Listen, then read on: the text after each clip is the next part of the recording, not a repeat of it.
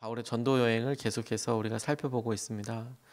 바울의 전도 여행의 특징이라고 할 수 있는 그가 이방인들을 향하여서 하나님께서 예수 그리스도를 통하여 이루신 일을 전달하는 일, 전하는 일에 아주 열심을 가지고 그렇게 전도를 하고 있는데, 오늘 데살로니가와 베레아에서 전도하고 있는 모습을 이렇게 우리가 바라보고 묵상하면서 하나님께서 바울을 통해서 전달하시고자 했던, 드러내시고자 했던 예수 그리스도에 대한 이야기, 약속을 우리가 같이 주목해 보고 싶습니다.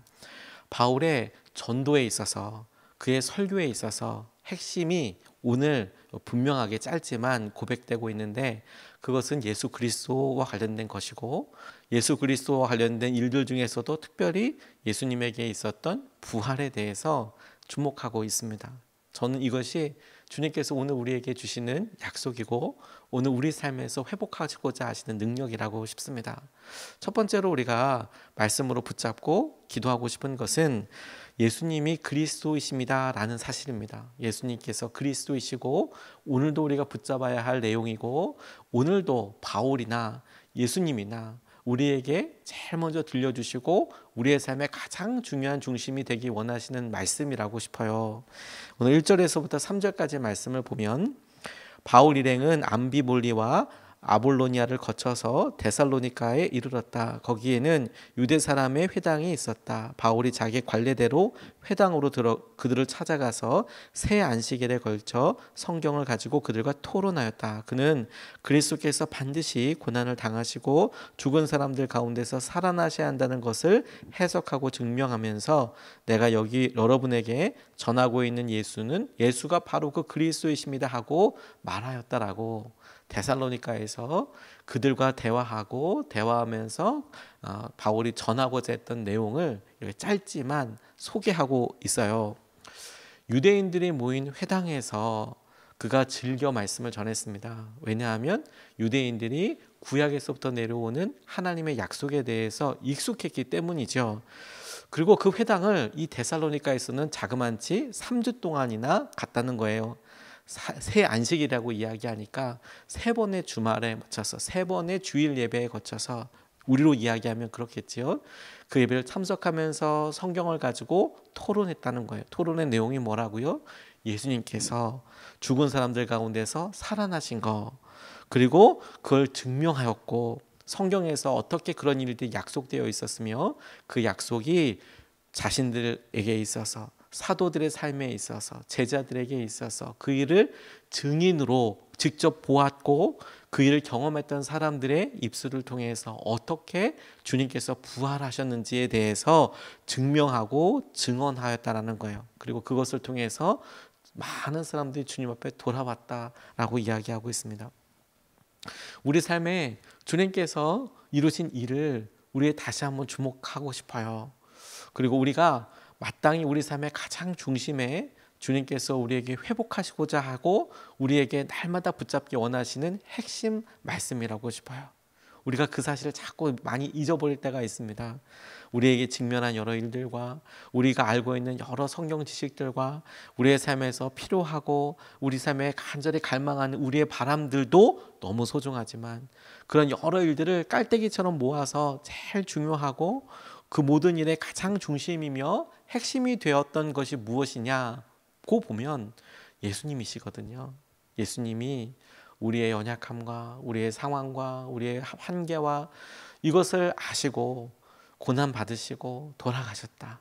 그리고 그 돌아가신 것에서 끝나지 않고 마침내 그 모든 일들을 해결하시고 사망의 권세를 이기시고 부활하셨다. 우리가 믿고 있는 내용의 핵심이죠. 주님께서 부활하셨고 그 부활하신 능력이 우리에게도 함께하고 계시고 다시 오실 예수님을 기다리게 되는 놀라운 통로가 돼요. 근데 가만히 따져보면 이것이 가장 중요하고 가장 핵심이면서 우리의 삶에 중요하기 때문에 잘 잊혀지게 되는 말씀인 것 같아요.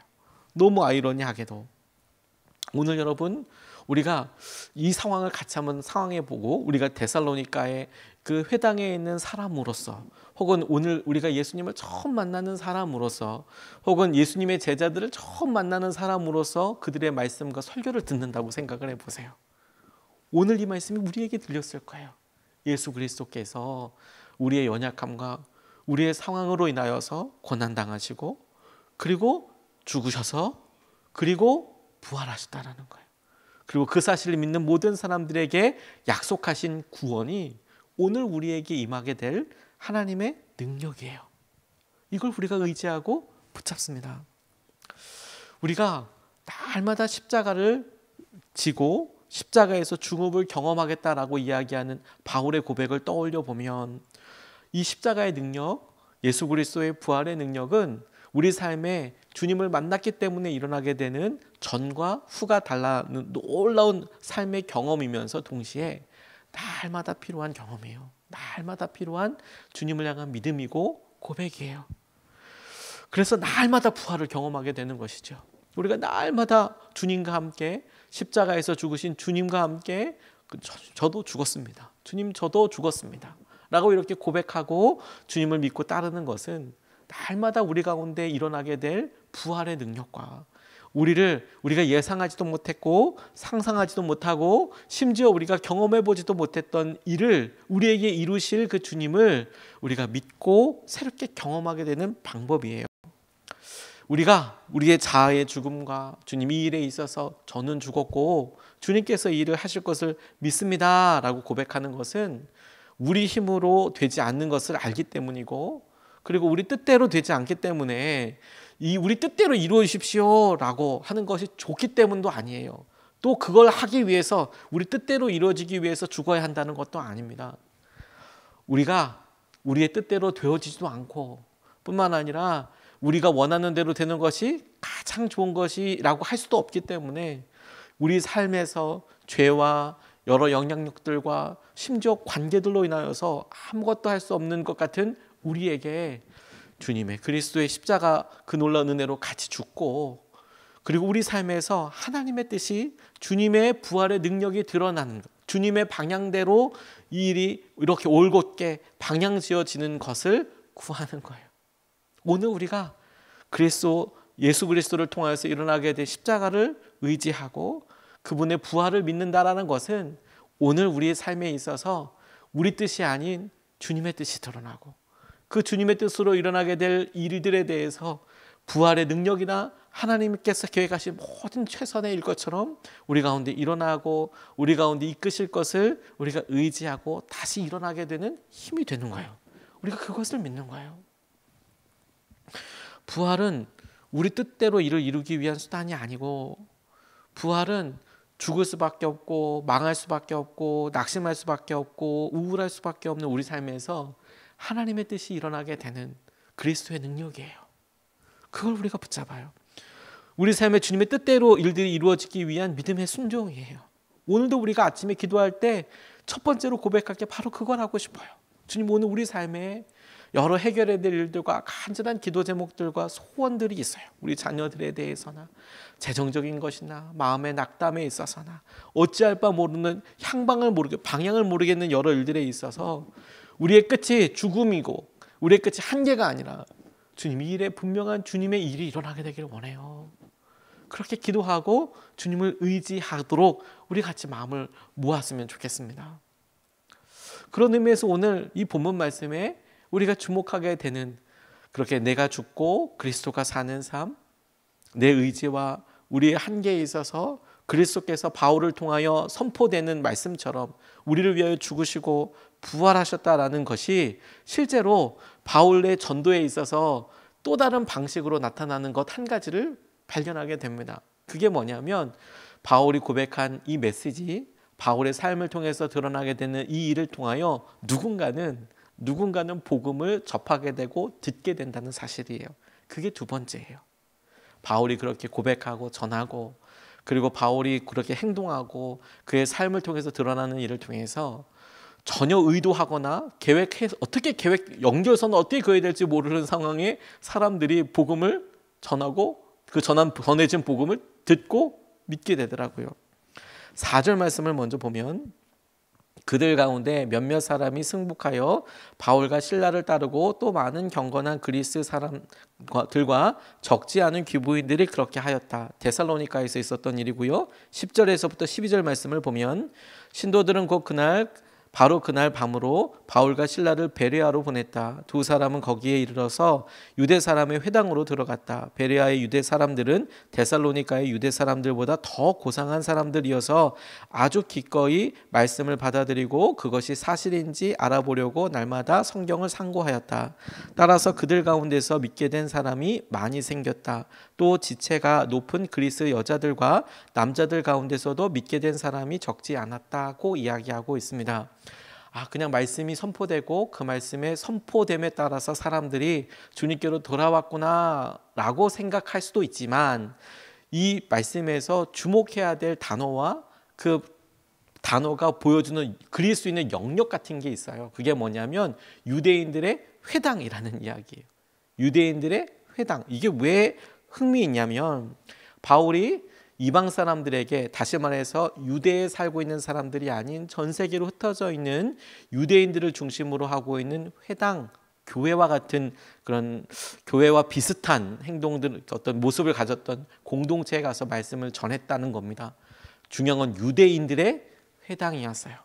제가 이것과 관련된 자료들을 좀 여러 찾아보게 되니까 우리가 지금 막연하게 생각했을 때 유대인의 회당이니까 남자들만 있었겠구나라고 싶지만, 실제 보니 여자들도 회당에 들어갔더라고요. 말씀이 전화되고 선포되는데 다만 자리가 조금 달랐대요. 성경 말씀을 가서 먼저 읽고 몇몇 예배 드리는 순서들이 있는데, 지금은 우리가 성경 책으로 갖고 있지요. 당시만 해도 양피지와 같은 이제 두꺼운 어떤, 양피지 자체가 가죽이지 않습니까? 거기에 무두질을 해서 거기다 글을 썼어요. 그러니까 그걸 말아서 보관할 수밖에 없었거든요. 왜냐하면 양 자체가 크지 않습니까? 그걸 통으로 갖고 있기는 쉽지 않으니까 말아서 갖고 있었어요. 그래서 두루마기라고 불렀습니다. 두루마기에 있다 보니 이 성경 전체 양도 굉장히 많은 거예요. 이사야서를 예를 들어보면 66장으로 이루어져 있거든요. 그러면 양피지가 적어도 그냥 어쩌면 이게 60장이 넘는다는 이야기예요. 이따만한 두루마리가 60개가 넘는다고 생각해 보세요. 성경의 양이 보통 아니었겠죠. 물론 예수님 바울의 당시만 해도 양피지는 비쌌고 파피루스라는 게 또 있긴 했는데 그것도 만만치 않게 비쌌습니다. 그래서 뭐로 쓰여졌는지 모르겠지만 지금 성경보다는 엄청 컸어요. 그래서 그 성경을 가지고 사람들이 읽고 그것을 이제 서로 토론하는 거죠. 그런 모습을 상상해 볼 수 있는 것은 요즘 하브루타처럼 막 애들이 공부할 때처럼 서로 토론하고 이야기하는 장면을 떠올려 보면 좋을 것 같아요. 주로 그 모든 의식들은 유대인 남자들이 인도했어요. 그리고 선을 나눠서 여성들이 혹은 조금 죄인들이, 죄를 지은 사람들이 율법에 의해서 죄를 지었기 때문에 그것이 역시 성소처럼 이렇게 분류가 됐다고 합니다. 그래서 선을 넘어서 어떤 칸을 나눠서 사람들이 예배 드릴 때 거기에 여성들이 와서 예배를 드리는, 말씀을 듣고 같이 그 말씀에 귀 기울였다라는 거예요. 하지만 중심은 남자들이었고 남자들이 그 모든 일을 하고 있었어요. 바울이 유대인의 회당에 방문했을 때 그 목적은, 대상은 명확했어요. 유대인들이었고 다분히 남성들이었죠. 왜냐하면 거기서 실제로 일을 하고 있는 사람들, 실제로 여러 일들에 있어서 주도권을 갖고 있는 사람들은 유대인 남자들이었으니까. 근데 왜 이렇게 길게 설명을 했냐면, 그런데 4절 말씀과 10절에서 12절 말씀에 각각 데살로니가와 베레아에서 말씀이 선포되고 돌아왔다라는 사람들을 보니까 신기한 게 있는 거예요. 뭐냐? 거기 그리스 사람들이 있다는 거예요. 유대인들의 회당에. 그러니까 여러분 한번 상상해 보세요. 예수님의 사람들 교회에 어떤 선교사님이 말씀을 선포했는데 갑자기 말레이시아 사람들에게 부흥이 일어났다는 거예요. 이런 느낌인 거죠. 그러니까 외국인 노동자들이 왔나? 혹은 어떻게 가능한 건지. 그러니까 굉장히 맥락이 독특한 거예요. 유대인의 회당에서 말씀을 전했는데 그리스 사람들이 있었고 여성들이 있었다는 거예요. 하나님의 말씀, 예수 그리스도의 말씀을 듣고 회심한 사람들의 내용들을 보면 그리스 사람들, 심지어 여성들도 있었어요. 이거 굉장히 이상한 일이에요. 유대인의 회당에서는 남자들이 대부분 주도를 했는데 그 말씀이 선포되고 그 말씀이 들려지게 되는 데 있어서 실제 마음이 움직이게 되고 그 말씀대로 사라지게 된 것들을 보니까 전혀 바울이 예상치도 못했던 사람들에게, 바울의 말씀이 선포되는 주요 대상이 아니라 그 말씀을 듣고 있는 사람들에게, 다시 말해서 전혀 의도되었다라고 생각하기 어렵게도 어려운 사람들에게 말씀이 선포되고 들려지고 있었다라는 거예요. 이게 어떤 의미냐면 여러분, 오늘 우리가 주의 말씀대로 살아가고, 그리고 그것이 바울의 말씀의 선포처럼 설교 형태가 아니더라도 우리가 말씀대로 살고 살아갈 때 하나님께서 그 영향력이 이어지고 그것이 메시지로 전달되게 될 때 우리가 생각하고 우리가 바라는 것을 뛰어넘어 하나님께서 계획하신 열매와 과정과 방법대로 열매 맺게 하시고 이끌어 주신다라는 점을 우리가 믿을 수 있다라는 거예요. 스펄전 목사님이 영국의 메트로폴리탄 타버나클 처치에서 엄청난 부흥을 일으켰다고 그렇게 들었습니다. 글을 보니까 당시에는 뭐 스피커가 얼마나 좋았는지 모르겠지만 스피커 시설도 제대로 없었을 것 같은데 뭐 이 교회가 10,000명 정도 모였다고 이야기하니까, 지금이야 뭐 큰 교회들도 있고 그렇지만 당시엔 참 어마어마한 엄청난 교회였죠. 그런데 이분이 1849년 12월에 열이 나서, 그리고 막 폭설이 와서 학교에 휴교령이 내렸다는 겁니다. 그래서 평소 때 다니던 교회가 아니라 폭설이 내리니까 근처에 있는 교회로 갈 수밖에 없었어요. 눈이 엄청 많이 왔거든요. 그런데 문제는 이 스펄전, 청소년기의 스펄전만 그런 게 아니라 그 교회 담임 목사님도 눈이 많이 오니까 그날 설교를 해야 되는데 거기 못 온 거예요. 그 지역에 다 눈이 와버리니까. 실제로 여러분, 저 같은 경우에도 저쪽에 직리천 건너편에 살 때 눈이 많이 오면 뭐 걱정했었어요. 교회 올 수 있을까?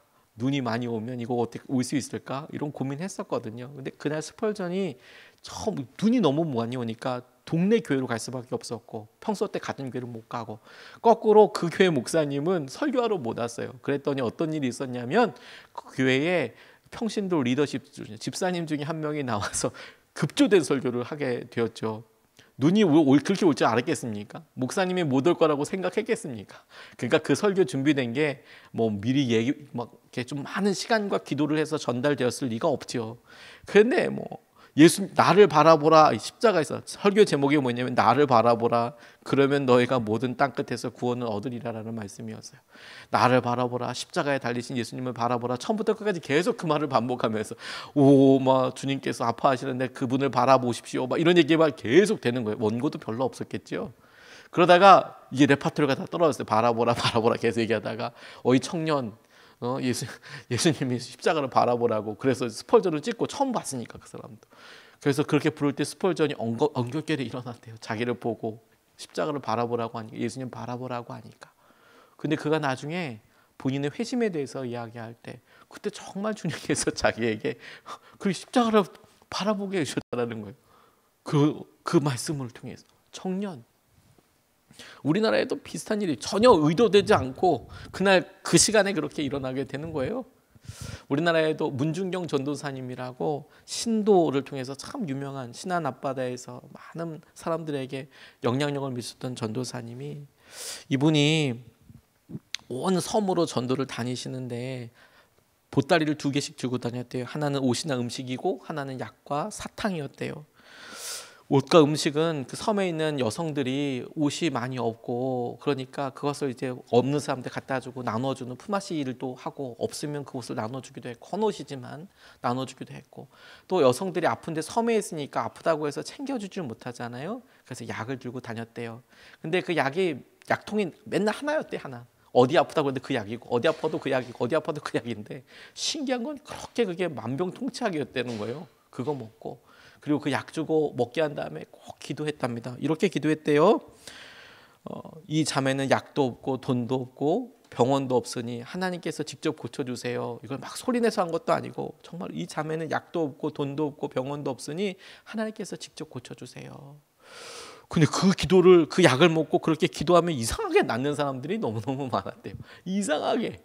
그리고 그렇게 엄마한테 말씀을 전할 때 애가 옆에서 칭얼거리잖아요. 그러니까 약과 함께 사탕 들고 다녔는데 그 사탕 입에 물려주고 엄마한테 하는 이야기를 이렇게 애가 칭얼거리면 전도가 안 되니까 엄마 그래서 사탕을 주고 그렇게 전도했다는 거예요. 그런데 초등학교 2학년짜리 남자애가 그 사탕이 너무 맛있어서 이분이 박물장수처럼 집에 오면 너무너무 좋았다는 거예요. 그 옆에 엄마 옆에 딱 붙어서 그 사탕 하나 얻어 먹으면서 엄마가 하는 이야기 다 듣고 또 착하게 말 잘 들으면 중간에 또 하나 주니까 또 그거 먹고 그렇게 계속 먹다가 이분이 예수님을 영접하게 됐어요. 그래서 이분이 우리나라의 CCC라고 대학생 선교 단체를 우리나라에서 이렇게 우리나라 단체는 아니지만 우리나라를 창립하게 된 김준곤 목사님이었어요. 이분이 옆에서 사탕 먹다가 전도 받았대요. 사탕 먹다가 복음을 듣고 어머니한테 전도된 복음을 듣다가 예수님을 만나게 됐답니다. 여러분 우리의 삶에 우리의 사랑하는 이에게 우리의 복음의 영향력이 가면 얼마나 좋을까요? 그게 우리의 소원이잖아요. 우리 자녀들에게 오늘 학교 가서 있을 애들에게 우리의 마음이 전달되는 게 소원이잖아요. 근데 뜻대로 안 되는 것 때문에 너무 쉽게 낙담하지 마세요. 주님이 우리에게 복음의 약속과 은혜대로 살게 해주시고 주님의 뜻대로 복음은 전달될 거예요. 그리고 우리뿐만 아니라 여러 사람들의 수고를 통해서 함께 나아가게 될 거예요. 오늘 우리가 그 주님을 의지하고 바라봅니다. 낙담하지 않고 좌절하지 않고 두 가지 말씀을 같이 나눴습니다. 첫 번째, 예수님이 그리스도이세요. 우리가 2번, 3번, 100번, 10번, 100번, 1000번 주님이 그리스도이세요. 오늘 우리가 부활의 능력과 은혜를 갈망합니다. 두 번째, 복음을 들어야 될 사람이 있어요. 반드시 들을 사람이 있어요. 그래서 오늘 우리의 수고와 우리의 믿음의 행동과 영향력에 낙담하지 않아요. 주님께서 이루실 일을 반드시 하실 거니까 오늘도 그 일을 따라서 우리가 나아가고 주 앞에 붙잡힌 바 되었으면 좋겠습니다. 이것을 붙잡고 2번 나눠서 기도하겠습니다. 첫 번째, 예수 그리스도의 부활의 능력을 오늘도 경험하게 해달라고 기도하고 싶어요. 부활을 경험하기 위해서는 반드시 죽음이 있어야겠죠. 그 죽음이란 다른 것이 아니라 오늘도 주님 내 뜻이 아니고 내 의지와 내 계획이 아니고 내 성깔대로가 아니라 내 성질대로가 아니라 주님 오늘 그런 모든 것들을 십자가 앞에서 죽고 주님이 이루실 일을 기대합니다. 부활의 능력을 경험하게 해주시고 우리 뜻, 우리 삶에, 우리 인생에, 우리 계획에 주님이 다스리시는 것을 주님의 부활의 능력이 오늘 우리 가운데 압도하는 것을 우리가 경험하게 하여 주십시오. 오늘도 부활의 능력을 우리 삶에서 체험하게 하여 주십시오. 우리가 첫 번째로 같이 함께 기도하겠습니다.